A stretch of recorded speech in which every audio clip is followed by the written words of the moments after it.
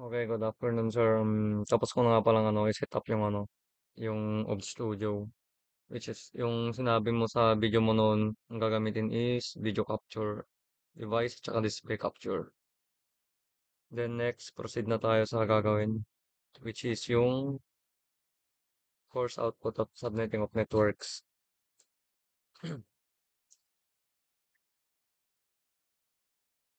Unang gagawin is yung VLSM subnetting table.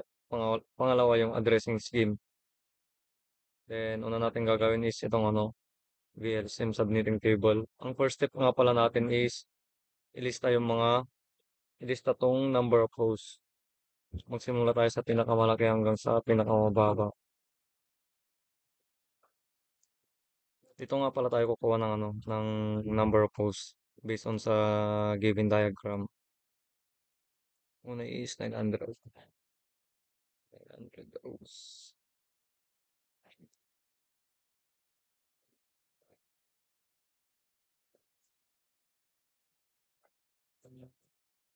Then sunod natin is yung 765. Which under siya ng PC number 1. Then second natin is 350. 50. Sunod yung 150, 125, 50. Then sa router 1, router 2, tsaka router 3, dalawa lang yung host nila. Pare-parehas na yan. Then second step natin is kunin natin yung CDR number. Under 900 of hosts. Naka-align siya sa slash CDR number 22. Then ganun din sa 765.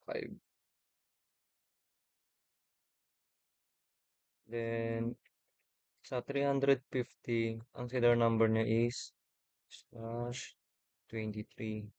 Then sa 150 slash 22. Ay hindi, 24 pala to. 24.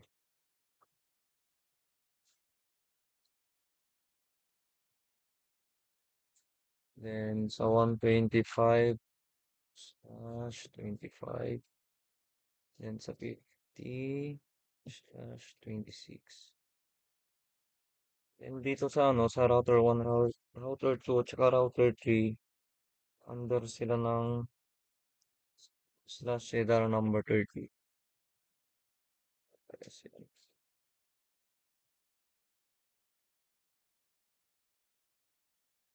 30, 30, 30. Then next step natin is kunin natin yung data, which is nandun na sa katapat ng CDR number nung unang ginawa namin noon, sir. Ng so that 4.0, that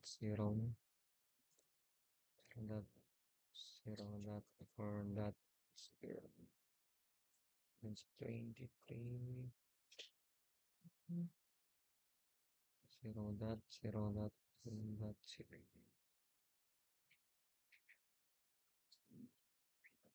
0, that 0, that 1, that 0. Then sa slash 25,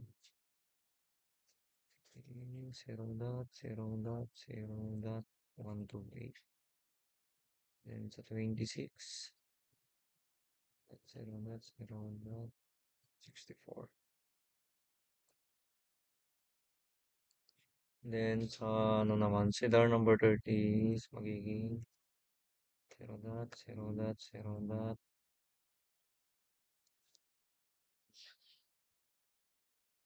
4. Same din lang to. Same din lang sa router 2 tsaka router 3. Then next step natin kukunin dito is yung network address. Bago natin makuha yun nandito, kunin muna natin yung given sa sa diagram, which is 192.168.0.0. Yung muna. 2.168.0.0. Then, para makuha naman yung ano, yung susunod is ipa-plus natin yung ano, ito, tsaka yung nandito sa theta, which is magiging 192.168.4.0.0. Ganun din yung step hanggang sa matapos. Which is, ito yung pagpaplasin. Yan. 168.8.0.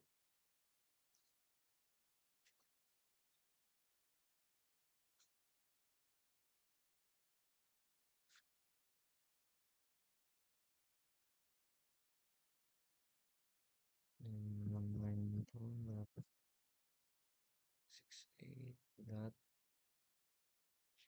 Then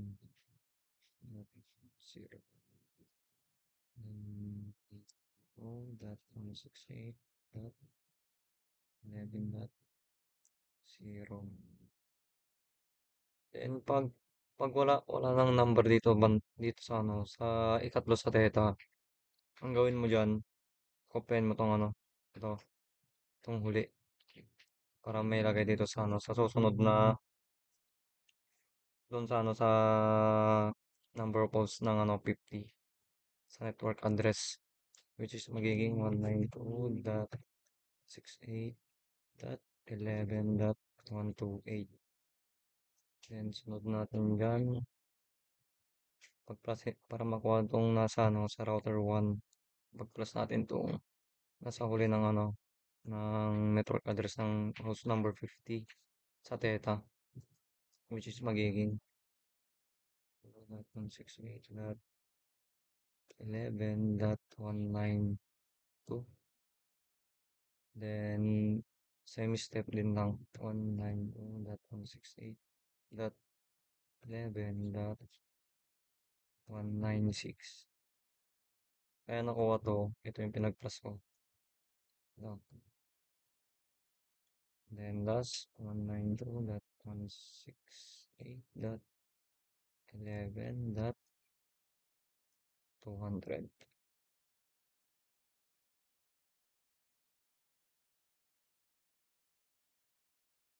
Next, kunin natin yung first usable IP address niya, which is magpa-plus 1 tayo sa dulo. Yung network address, kaya natin dito. .168.0. Then, sa dulo magpa-plus 1 ka. Then, sunod natin kunin dyan is yung ano, broadcast address.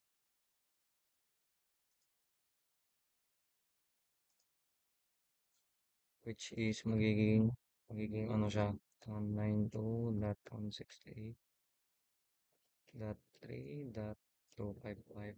Then, last step natin is yung last usable IP address, which is magiging 192.168.3. And sa dulo naman, hindi na siya 255, magiging 254 siya. Same step lang lahat hanggang matapos. 192.4.1.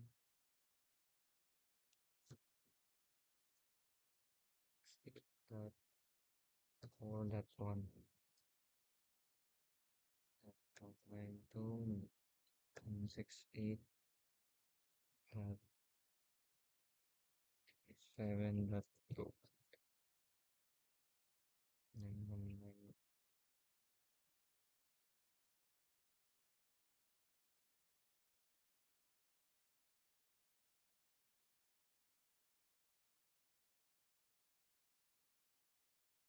Then sa ikatlo naman sa under ng ano 355 volts.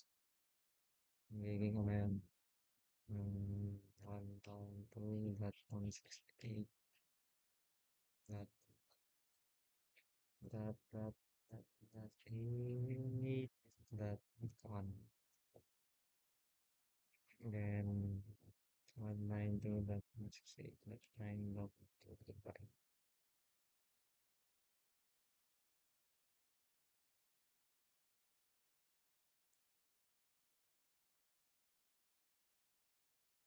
tama, tama, tama.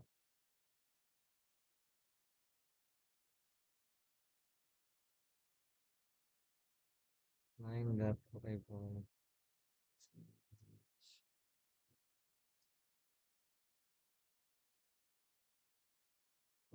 168, that, 10, that,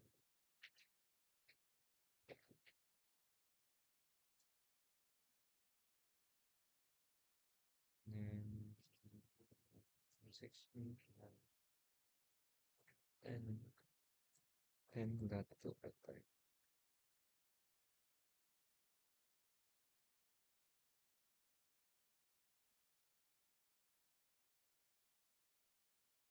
254.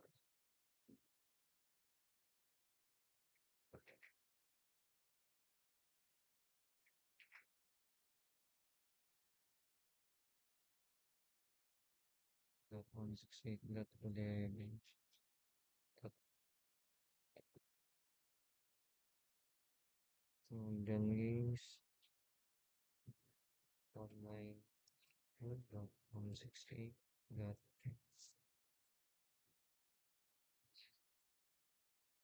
168, that 25, that 11, that 127, 92, 168, that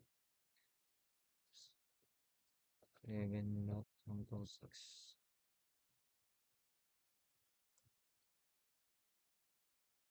192, that 26,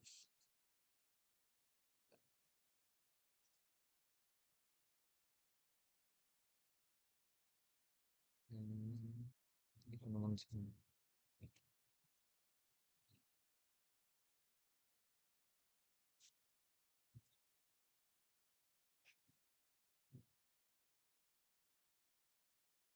11, that 192, that 168, that 11, that 90. Then dito sa router 1, is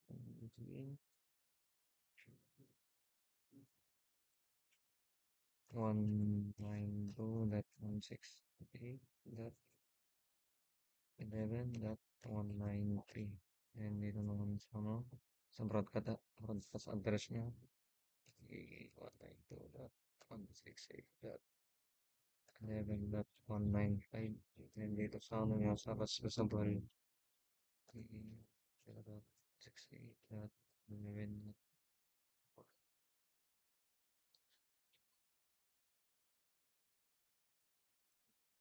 2, and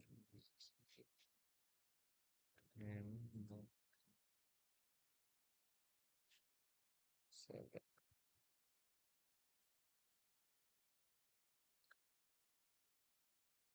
Yeah.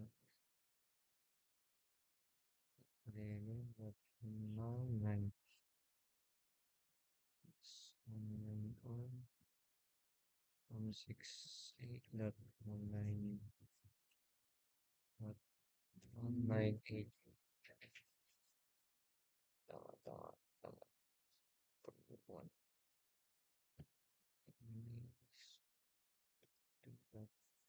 68, that 1,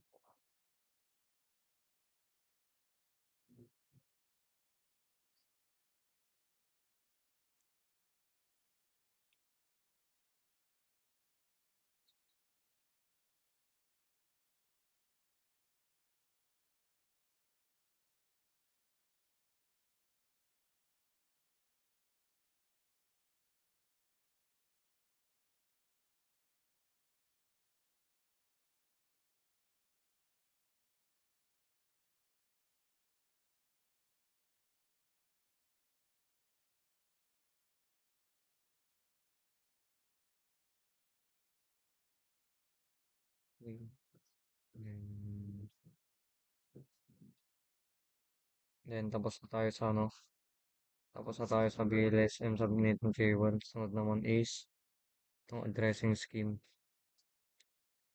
Ito sa ano, sa interface is ililista lang natin yung ito, yung fast ethernet 0/0 fast ethernet 0/0. Then sa baba nun is itong SE 0/0/0/0. Then DS. Ito, ilista ko na lang.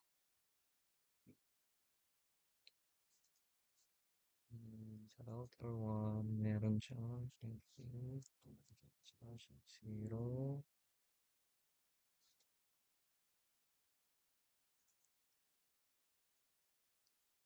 Then yung IP address ng ano,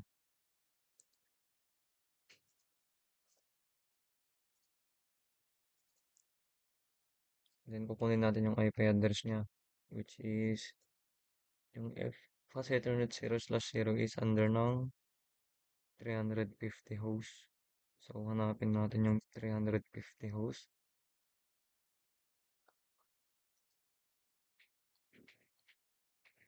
Then sa 350 host, ang kunin natin is yung first usable IP address, which is ito.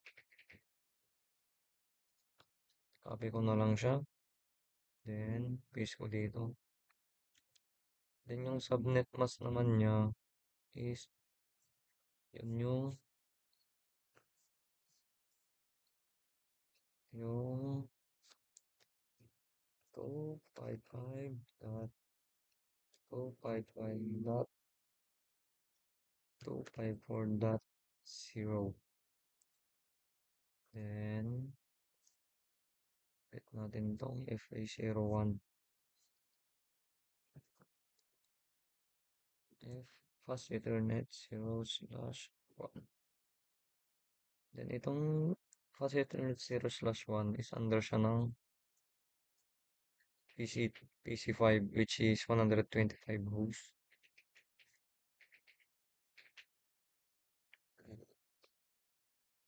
Excuse me. 125 hosts.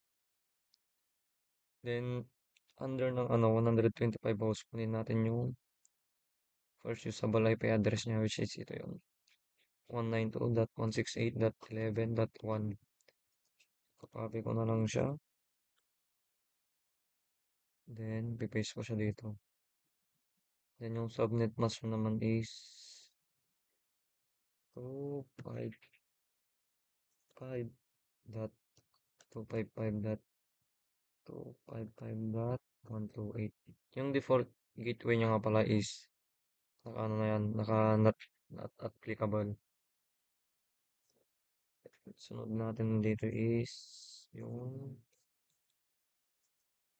SE. SE0/0/0. Then, copy natin ito. Lagay natin dito sa baba. Ayan.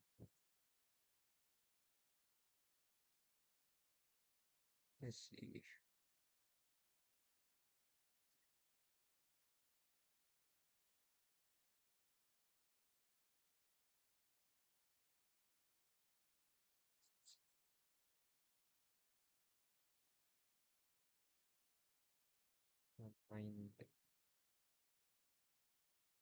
Pag SE naman siya, ang kunin natin dito is yung ano, first usable IP address ng ano, router 1, which is ito yan, 192.168.11.193.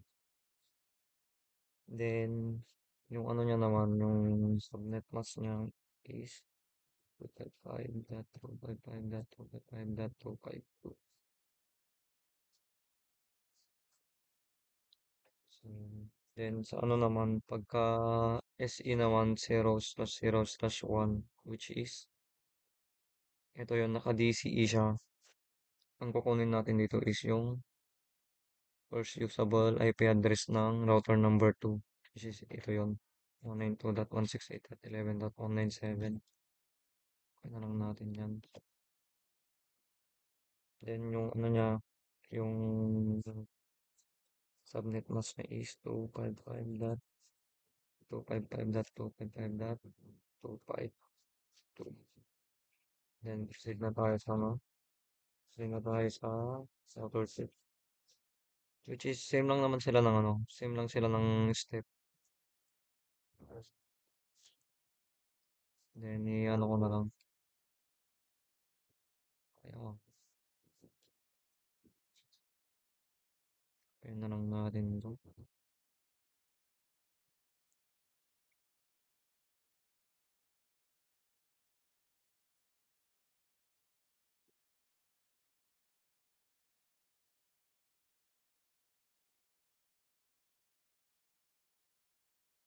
FA00,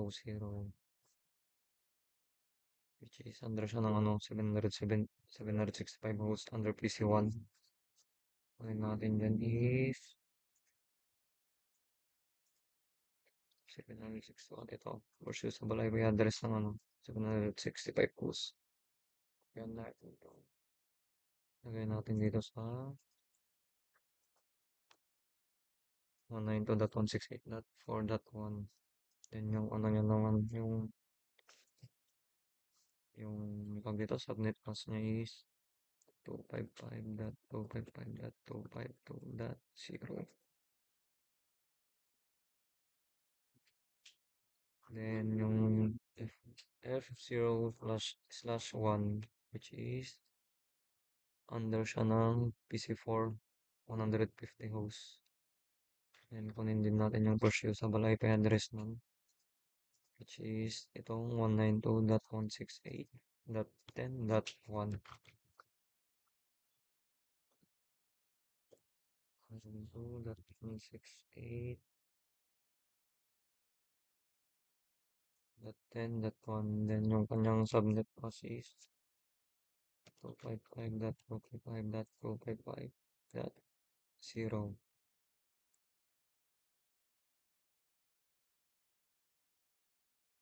Then yung SE naman, SG, which is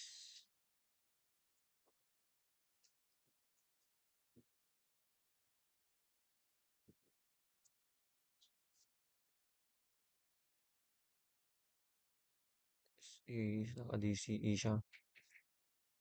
Then ang kukunin natin dyan,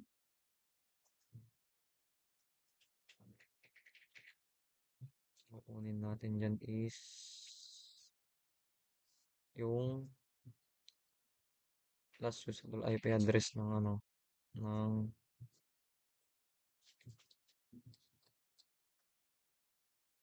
router 1.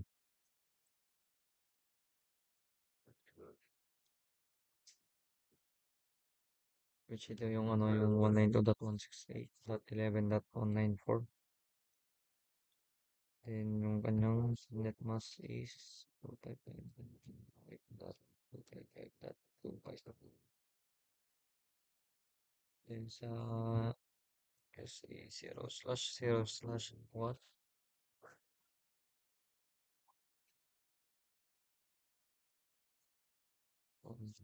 ano siya? Hindi siya DCE. Naka-ano lang siya, naka-normal lang siya na SE. Which is, ang kukunin natin dyan ay yung first usable IP address ng router 3. So, ito yan. 192.168.11.201. Then, ang kanyang subnet mask is 255.255.255.5. And, set natin ito. FA0, 0. FA0/1,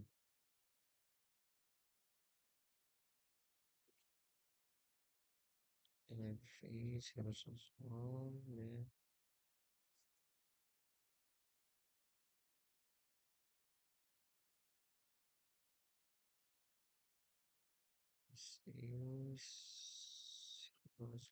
zero/0/0.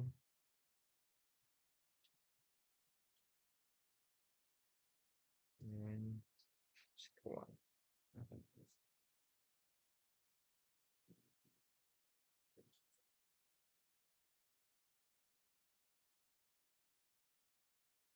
Naman to nine.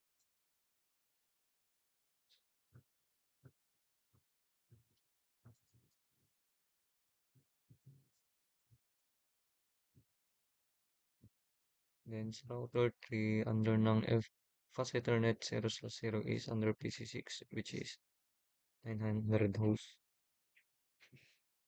Then ang kukunin natin dyan is yung first usable IP address ng 900 hosts, which is ito yung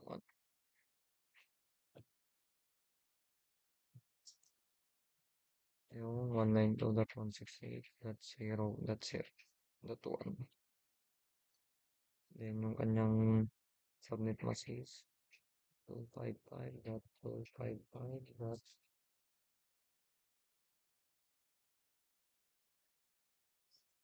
255.192. Then yung 01 naman, yung 01 is under siya ng PC3, which is yung 50 hosts. Natin itong first usable IP address is 192.168.11.149.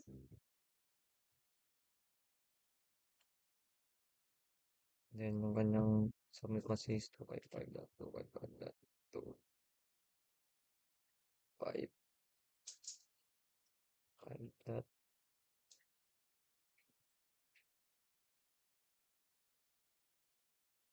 ay 252 pala yun. Dot 0.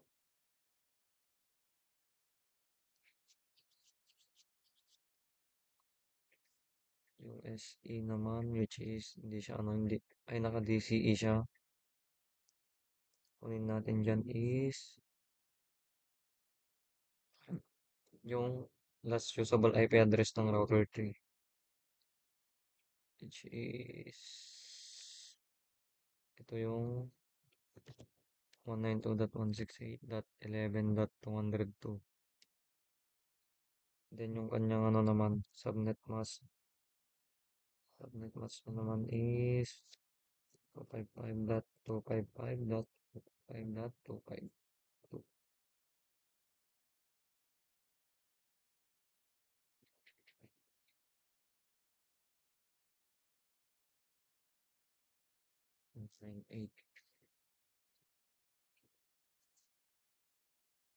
Then, sunod natin is, naka-DCE siya.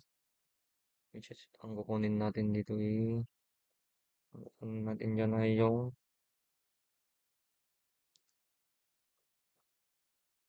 last usable IP address ng ano, router number 2.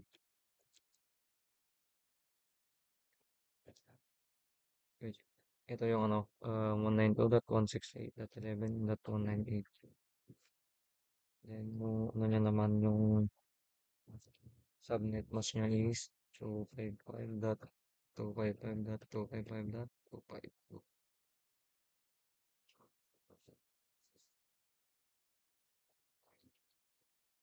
Ay, may bago.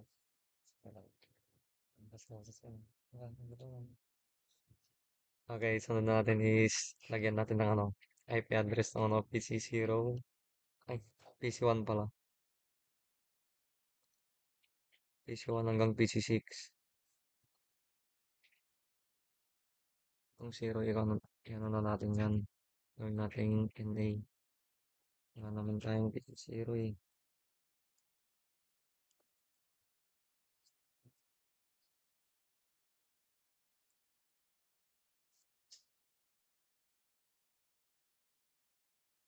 Then, sa PC1, ang gateway nito is yung ano, PC1 under, ano yung PC1 po yan? 765 hosts. Kunin natin is yung ano, first usable IP address. Yun yung ano, default gateway. Then yung PC number 2. 350 host. Ito yun. Tignan natin yung first usable IP address niya.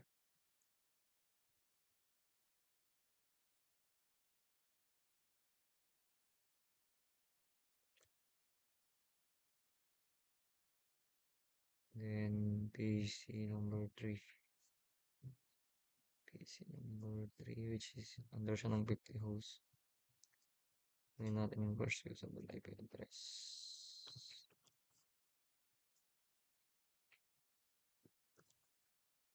PC4.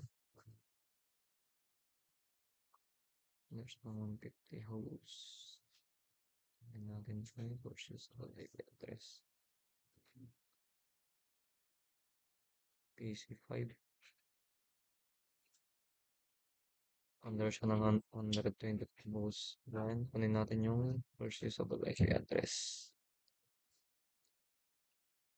Ito yung default gateway ng PC number 5. Yung PC number 6 naman is under siya ng 900 hosts. Then, get natin itong first usable IP address. Ito yung magiging default gateway.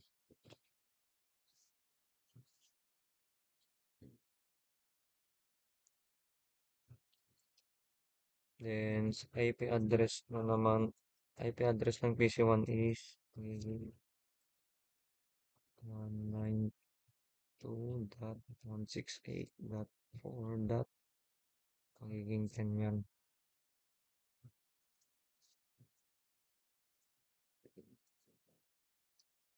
Ito naman, 192.168.8.10. That's 10. Ito naman, 10 natin ito. 192.168.11.150.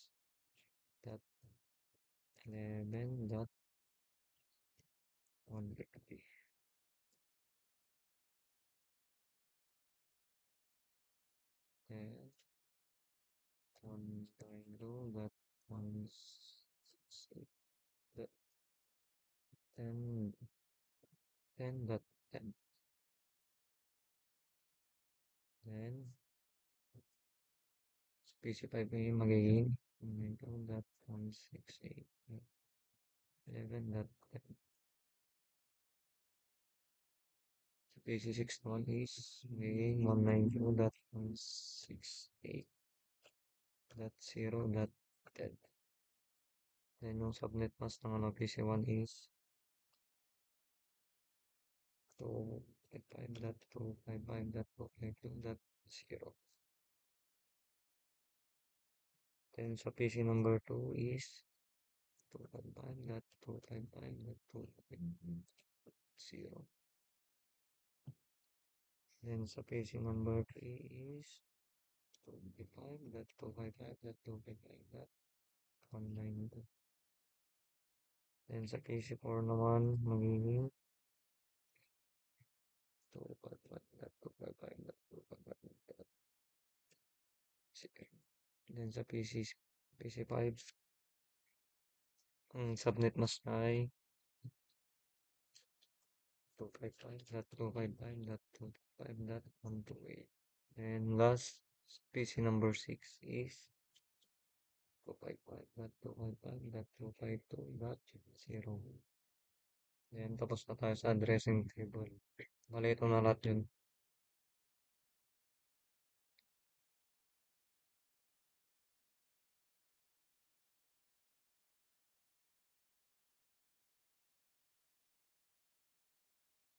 Okay na, sir. Thank you.